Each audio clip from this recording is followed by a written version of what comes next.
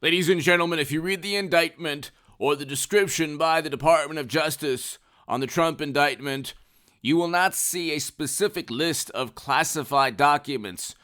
For example, the Honorable James Comey stated that Clinton had over 100 references to specific classified documents. There was top secret and special access program classified material within email chains, and you can actually see that the Honorable James Comey is short on this channel. It was a press release where he explains exactly how many SAP and various other classifications were found within Clinton's servers and emails, okay?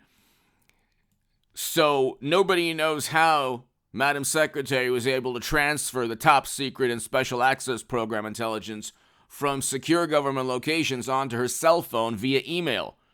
It's not possible from a cybersecurity perspective.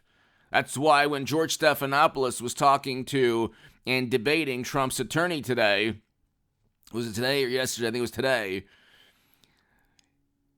He said, well, nobody's above the law. And Trump's attorney rightfully said, yeah, nobody's below the law. And that also is the case. And you had Joe Biden with classified documents as vice president without the power to declassify. And you have possibly Hunter summarizing classified data to facilitate business deals according to Ted Cruz and others. And you have servers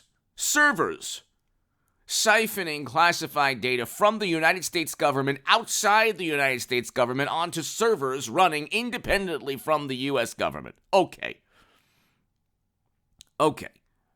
So, computer servers and boxes in a garage where Hunter's laptop is full of incriminating business schemes, felonies. People are giving hundreds of millions of dollars, and this is a question to the wonderful, brilliant, morally superior, highly educated liberal Democrats out there. Why are people giving tens of millions or hundreds of millions of dollars to Bill and Hillary and to Joe and Hunter? Why? Do they own golf courses? Do they own real estate? Are they selling something? Did they do The Apprentice or some kind of show on NBC? Why? Do they own restaurants? No, they have access to the U.S. government. They're selling politics. It's Tammany Hall all over again. That's why the people give money to Democrats, because they want beneficial treatment or altering of U.S. foreign policy. Why do you think they're giving money to these people? They're not doing so to be altruistic. They're doing so for personal gain. Trump sells hotels or golf courses or membership or whatever. He sells a product that has nothing to do with politics. Bill, Hillary, Joe, Hunter, and others, Republicans too, sell politics. They sell access. They sell pay-to-play or quid pro quo schemes that are felonies. And that's why the old Twitter prevented the New York Post story. Hit subscribe to this channel right now, ladies and gentlemen. That's why the New York Post story on Hunter's laptop was suspended. The truth. Like, remember, people would want to go into a career in media or, want to become reporters to get to the truth. Okay, now, if you get to the truth, one political side that influences social media algorithms will prevent that truth from coming out and try to ruin your life. And so the New York Post people deserve Pulitzer Prizes. The truth was Hunter's laptop is infinitely worse than anything that Trump was accused of. That Clinton's servers, and I think that Hillary Clinton will be the 24 nominee, I can't imagine her not being the 24 nominee, are infinitely worse than anything that Trump was accused of. Classified markings, getting back to the point of the video, classified markings is used because he's a president with the power to declassify. That's why they have to say classified markings in the indictment. Oh, by the way, Jack Smith had a conviction overturned by the Supreme Court. They have discretion, and when they use their discretion, they go all in. When they want to get a politician, generally Republican, they go all in. Then if it gets overturned by the Supreme Court, oh well. When they don't want to get Hillary Clinton or Joe or Hunter, then they don't.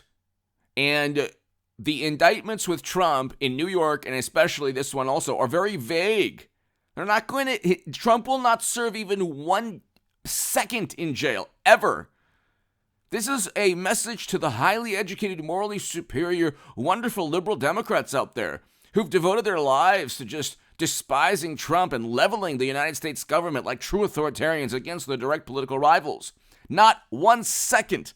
Not 1 second will Trump ever serve in jail because he didn't commit a crime, whereas his direct political rivals actually did commit crimes. You can't unintentionally run and store classified data on servers outside of the United States government. You'd have to be a complete imbecile to believe that is even possible. From a cybersecurity perspective, it's not possible.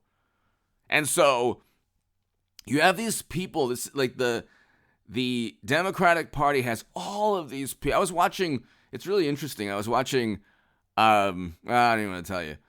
Well, okay, I was watching a top channel that prides themselves on calling out corporate media.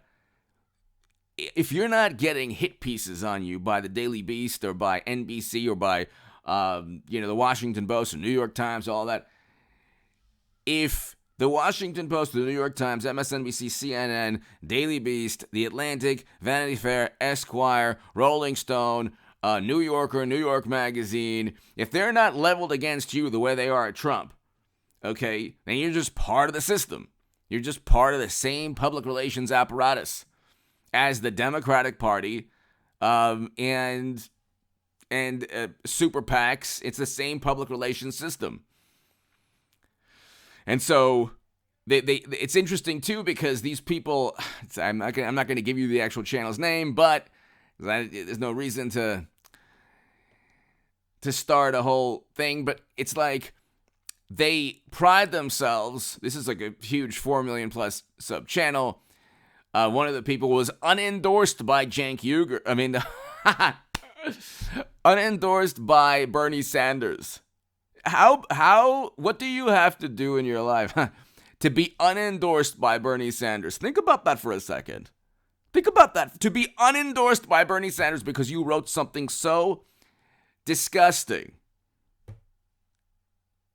that you had to be you were endorsed for a second and then unendorsed. Think about that for a second. Think about that. And so these are the people judging and pontificating. And of course, the corporation was, I believe, sued pertaining to discrimination. Or that's another issue. But the point is, what do you have to do to be unendorsed by Bernie Sanders? When you're on that political side, it is impossible to put yourself in the shoes of others. It is impossible. It is impossible. So when they look at Trump, they say, well, there's nothing apolitical about this. There's nothing partisan about this. There's nothing political about this. It's all above board. No, it's obviously not.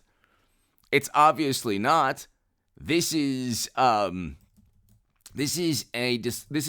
example